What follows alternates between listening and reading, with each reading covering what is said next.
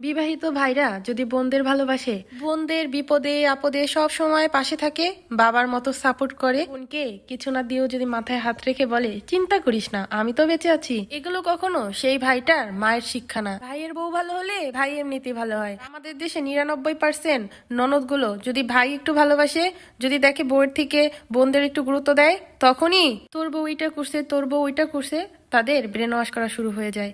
ভাইকে একা পেলেই ব্রেন ওয়াশ করা শুরু করে দেয় তারা। আর একটা সময় পর ভাই যখন দূরে সরে যায়, তখন ভাইয়ের বউটা ভালো না, ভাইয়ের বউটা আগে ভালো ছিল, দিন দিন শয়তান হয়ে গেছে।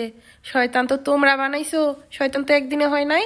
শুরুতে যখন নতুন বউ হয়ে এসে, যখন ভাই বউটা মিলেমিশে থাকতো, সবাইকে দিতে পারতো, রেসপেক্ট করতো, তখনও এই বউগুলোর সুনাম কেউ করতো না। যেই বউগুলো শ্বশুর বাড়ির কাউকে সম্মান করে না, কথায় কথায় তর্ক করে, নিজে না পারলে পরে আবার স্বামীকে দিয়েও 10টা কথা শোনায় দেয়, একটা সময় পরে এই বউগুলোরও কদর থাকে না, এদের কখনো সুখ মিলে না।